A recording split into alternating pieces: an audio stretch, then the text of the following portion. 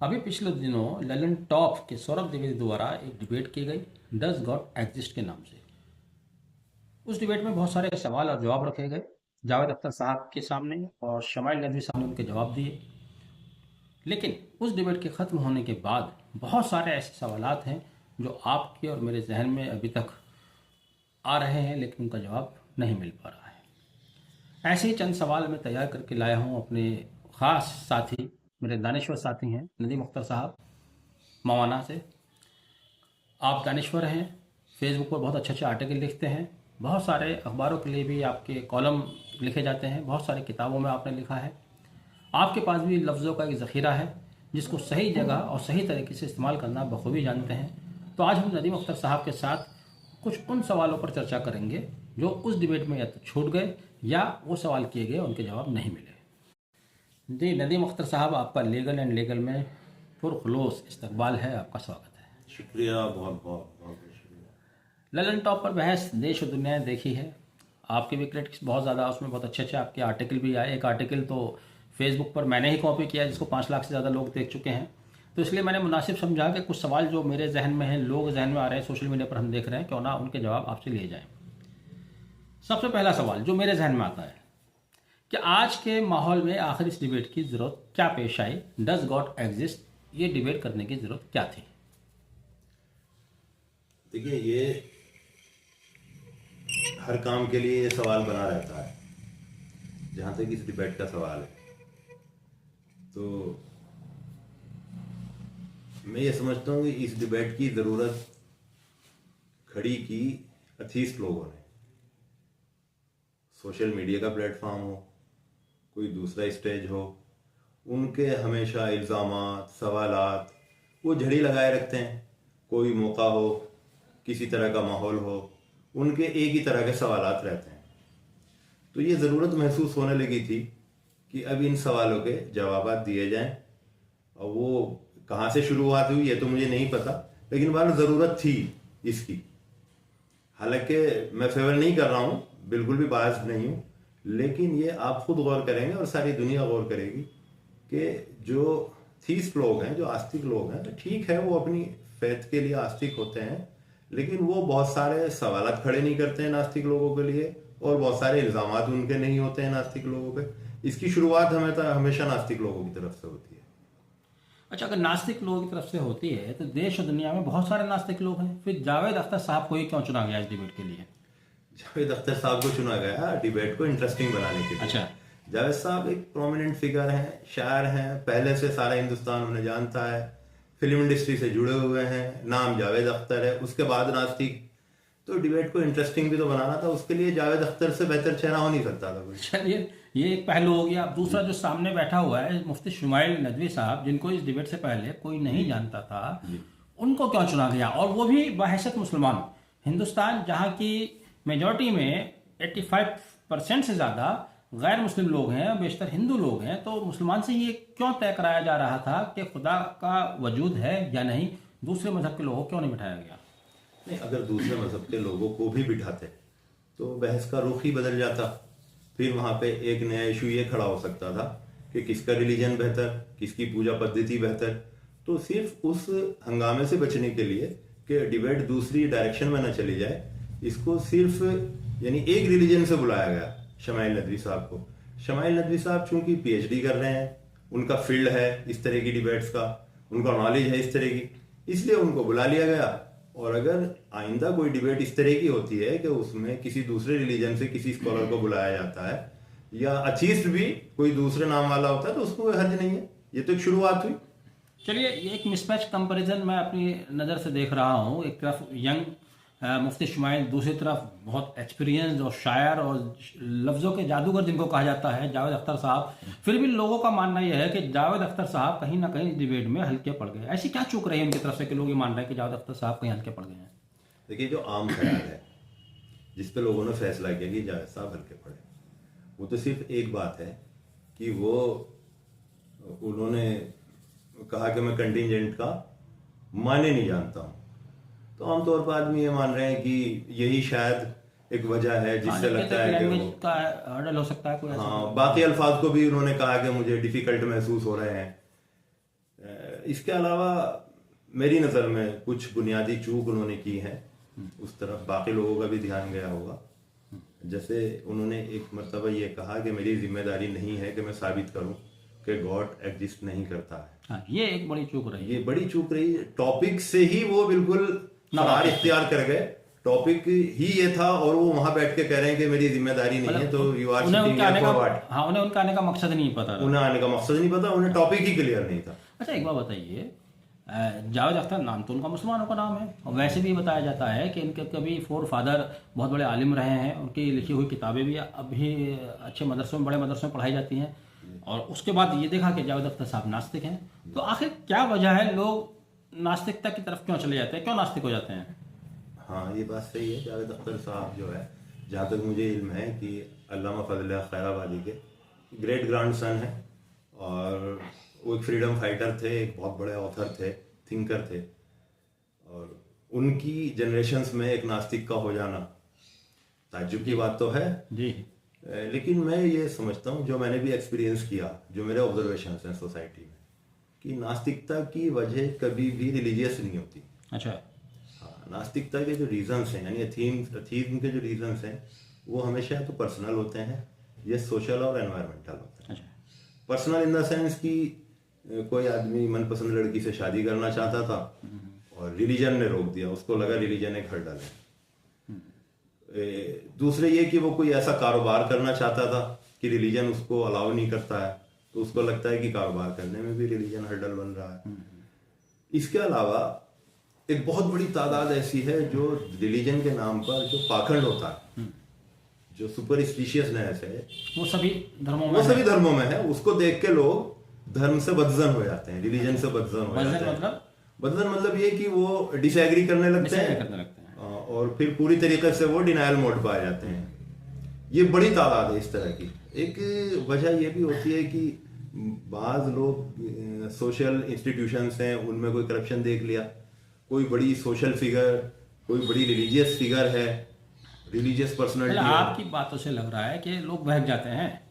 लोग बहक जाते हैं, एक लंबा प्रोसेस है। यानी कि आप नास्तिक ऐसे नहीं बनता आदमी कि रात को वो आस्तिक सोया था और सुबह वो नास्तिक उठ गया, या किसी एक इंसिडेंट से वो नास्तिक बन गया। एक पूरा प्रोसेस है। सबसे पहले उसे अपनी कम्युनिटी में कुछ ऐसी चीजें दिखाई देंगी जिनसे वो नाराज होगा, अपनी पर्सनल लाइफ में, अपनी सोशल लाइफ में। उसके बाद में फिर उसे अपनी कम्युनिटी के लोग बुरे लगने लगते हैं। उसके बाद में उसे अपनी कम्युनिटी के जो कस्टम्स हैं, जो ट्रेडिशंस हैं, वो सभी धर्मों में, सभी धर्मों में ऐसे माहौल में खास। हाँ, तो वो खासतौर से धर्म के नाम पे पाखंड, और जो रिलीजियस इंस्टीट्यूशंस हैं, रिलीजियस पर्सनैलिटीज हैं, उनके कैरेक्टर्स को देख के कई बार वो बदजन हो जाता है कि बताइए, इतने रिलीजियस होने के बावजूद इनका कैरेक्टर ये है। तो वो सोचते हैं भाई इससे तो फिर मैं नास्तिक ठीक हूँ। उसे लगता है कि रिलीजन वजह है इनके करप्ट होने की, जबकि ऐसा होता नहीं है। कुल मिलाकर मेरा यही कहना है कि आपने एक तरह से धर्म को डिफेंड किया है, चूंकि आप भी किसी न किसी मजहब में, इस्लाम में भरोसा रखते हैं, विश्वास रखते हैं। चलिए, मान लीजिए डज गॉड एग्जिस्ट एक बहस चल रही है, उसमें शुमाइल नदवी की जगह आपको बिठा दिया जाता है और आपसे पूछा जाता है कि खुदा है, आप इसकी क्या दलील देंगे? नास्तिकता के प्रश्न में क्या दलील देंगे आप?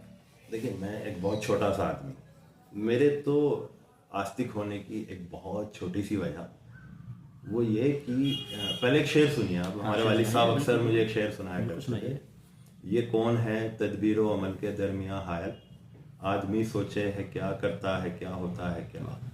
आदमी प्लानिंग कुछ और करता है, उसका एग्जीक्यूशन करता है तो कुछ और हो जाता है, रिजल्ट कुछ और आते हैं। बिल्कुल सही। सेम प्लानिंग है, सेम एग्जीक्यूशन है, रिजल्ट्स डिफर कर रहा है। इसका मतलब रिजल्ट का कंट्रोल कहीं और है। जिसके कंट्रोल में रिजल्ट्स हैं वही खुदा है। Same age, one more example, same age, same disease, same treatment. एक सर्वाइव कर रहा है, एक मर रहा है। इसका मतलब सर्वाइवल और डेथ कहीं और से कंट्रोल हो रही है। जो वो कंट्रोल कर रहा है वही खुदा है। वही कंटीजेंसी थ्योरी जो वही सुप्रीम पावर है। वही सुप्रीम पावर। अच्छा, इस डिबेट के दौरान तो बहुत सी बातें हुई। जावेद अख्तर साहब ने एक बहुत अजीब सी बात कही थी कि मान लो एक फुटबॉल स्टेडियम है, वहाँ मैच चल रहा है, खुदा के वहीं पर ऐलान क्यों नहीं कर देता? तो बड़ा कमजोर सा उनका एक तर्क लगा। क्या कहीं ना कहीं इस सवाल ने भी जावेद अख्तर के पक्ष को कमजोर किया? इस सवाल को आप किस तरह से देखते हैं? ये उनकी इस बात को, ये उनकी बचकाना बात थी, बहुत बचकाना बात। देखिए, जो आवाज अल्लाह की तरफ से आई, जिसको थीस्ट लोग यानी आस्तिक लोग जो हैं वो वही कहते हैं, वो हुजूर पाक सल्लल्लाहु अलैहि वसल्लम पे वही है। आज से 1400 1450 कहीं ना साल कहीं वहीं पहले उनका इशारा था। हाँ, वो आवाज आई। उस आवाज को उस जमाने में भी लोगों ने माना। जो मानने वाले हैं वो आज 1450 साल बाद भी मान रहे हैं उस आवाज को, उस आवाज पे अमल भी कर रहे हैं, यकीन भी कर रहे हैं। अगर फुटबॉल के स्टेडियम में कोई आवाज आती है तो 50 साल बाद जो जनरेशन आएगी वो फिर कहेगी हम अलग से सुनो आवाज। अच्छा चलिए, आवाज भी आ गई तो जावेद अख्तर साहब कहेंगे कि उसी की तरफ से आवाज आ रही है, मेरी तो वो सुन नहीं रहा, मेरी भी तो सुने। अच्छा चलिए, वो सुन ले तो फिर वो कहेगा कि मुझे दिखाई तो दे नहीं हाँ, रहा। मुझे दिखाई दे। तो डिनायल की कोई लिमिट नहीं लिमिट है। नहीं। हाँ, यानी कि फिर बात वहीं फेज पर आकर रुक जाती है। चलिए, लेकिन जी। एक बात में उनकी थोड़ा सा दम मुझे नजर आता है। जैसे आप मुसलमान जी। हैं या कोई हिंदू है, अब तो चूंकि हम मुसलमान बैठे हुए हैं, क्रिश्चियन है, उनका कहना यह है कि जो जिस फेथ को मान रहा है, मान लीजिए आप मुसलमान हैं तो आप सिर्फ मुसलमान को मान रहे हैं, आप हिंदू धर्म को नहीं मानते, आप क्रिश्चियनिटी को नहीं मानते, आप जैनिज्म को नहीं मानते, तो यानी कि 90% आप भी नास्तिक हैं, वो आपको भी अपने पक्ष में ले आए। हाँ, इस पर आप ये कैलकुलेशन उनकी पूरी तरीके से गलत है। और इस कैलकुलेशन से फिर से ये साबित होता है कि जावेद अख्तर साहब को टॉपिक क्लियर नहीं हुआ था। अच्छा, टॉपिक क्लियर नहीं था। हाँ, क्योंकि टॉपिक इस बात पे नहीं था कि कौन कैसे मान रहा है, टॉपिक इस बात पे था कि वो है या नहीं है। मानने के तरीके अलग अलग हो सकते हैं। जैसे जो अब्राहमिक रिलीजन्स हैं वो सब मोनोथीस्ट हैं, वो सब एक खुदा को मानते हैं। अब्राहमिक रिलीजन्स के अलावा भी जो दूसरी फेथ हैं उनमें अगर मान लिया वो पॉलीथीस्ट भी हैं, तो उनके यहाँ भी एक सुप्रीम पावर का तस्वुर जरूर है। उनकी इबादत के तौर तरीके अलग अलग हो सकते हैं, लेकिन सुप्रीम पावर सब मान रहे हैं। तो इस बात पे नहीं थी डिबेट कि आप अपने तरीके को सही मान रहे हैं और दूसरे के तरीकों को गलत मान रहे हैं। मेथोडोलॉजी पे नहीं थी, पूजा पद्धति पे नहीं थी कि आप अपनी पूजा पद्धति को सही मानते हैं, दूसरे को गलत मानते हैं। डिबेट का टॉपिक सिर्फ इतना था कि वो सुप्रीम पावर है या नहीं है। अच्छा, इस डिबेट ने पूरे समाज को दो भागों में बांटकर रखा। एक वो जो धार्मिक हैं, चाहे वो हिंदू हैं, मुसलमान हैं, सिख हैं या ईसाई हैं, उनको सबको एक प्लेटफॉर्म पे खड़ा कराया। एक वो जो ईश्वर को ही नहीं मानते, नास्तिक हैं। तो समाज तो नहीं कहूँगा, बल्कि मैं कहूँगा कि इन दोनों वर्गों पर, इन दोनों तबकों पर, जो धर्म को मानते हैं, धर्म को नहीं मानते, इनके ऊपर इस डिबेट का असर क्या हुआ? क्या नेगेटिव, क्या पॉजिटिव एस्पेक्ट इनके सामने आया इस डिबेट से? हाँ, ये अच्छा सवाल है। देखिए, इसका जो पॉजिटिव एस्पेक्ट है, जो इसकी पॉजिटिव फाइंडिंग रहेंगी डिबेट की, वो ये रहेंगी कि सबसे पहले तो वो नास्तिक जिन्हें ये लगता था कि हमारे सवालात के जवाब ही किसी के पास नहीं है, तो उन्हें एटलीस्ट इतना तो यकीन हुआ होगा कि आपके सवालात ऐसे नहीं है कि उनके जवाब नहीं दिए जा सकते। वो एग्री करें डिसएग्री करें, ये उनका इशू है, लेकिन कम से कम उन्हें ये ज़रूर पता लगा होगा कि जवाब है। एक बात। दूसरी बात, जो उलेमा की इमेज है या मदरसा स्टूडेंट्स की इमेज है कि उन्हें ख़ास तरह की नॉलेज होती है, किसी एक ज़बान पे मजहबी तालीम दी जाती है। हाँ, मजहबी तालीम दी जाती है और उनका किसी एक ज़बान पे यानी उबूर होता है, किसी एक ज़बान पे उनकी कमांड होती है। उर्दू अरबी जानते हैं, उर्दू अरबी जानते हैं। तो ये जो मिसकंसेप्शन थे सोसाइटी से, ये दूर होंगे। वो लोग जिन्हें अक्सर नास्तिकों के सवालात का सामना करना पड़ता है, जैसे आपको भी करना पड़ता होगा, हमें भी करना पड़ता है, तो उनके जवाबात के नए नए डायमेंशन इससे मिल गए। जहां तक निगेटिव एस्पेक्ट्स का सवाल है इस डिबेट के, तो वो बस इतना है कि देखिए, जब भी कोई कम्युनिटी अपलिफ्ट करती है या स्ट्रांग होती है किसी भी जहत पे, किसी भी डायमेंशन पे, चाहे वो फाइनेंशियल हो, एजुकेशनल हो, पॉलिटिकल हो, तो जो दूसरी कम्युनिटीज हैं वो उसको थ्रेट मानती हैं अपने लिए। तो कहीं ना कहीं फिक्र भी बड़ी होगी। अच्छा, चलिए, खैर सोशल मीडिया पर ही रेस्पॉन्स लोगों के आ रहे हैं, आप भी देख रहे हैं, मैं भी देख रहा हूँ। बड़ी तादाद में लोग बता रहे हैं कि साहब मुफ्ती शुमाइल नदवी जीत गए हैं, उन्होंने जीत हासिल कर ली है। जो नास्तिक किस्म के लोग हैं वो कह रहे हैं नहीं, जावेद अख्तर साहब ने उनको धो डाला, इस तरह के लफ्ज़ इस्तेमाल कर रहे हैं। आपकी नज़र से इस डिबेट का नतीजा आखिर निकला क्या? क्या नतीजा रहा इस डिबेट का? देखिए, ना तो वहाँ कोई जजेस का पैनल था जो डिक्लेयर करता कि किसने विन किया और किसने लूज किया। कोई ग्रेडिंग नहीं थी, कोई मार्किंग नहीं थी।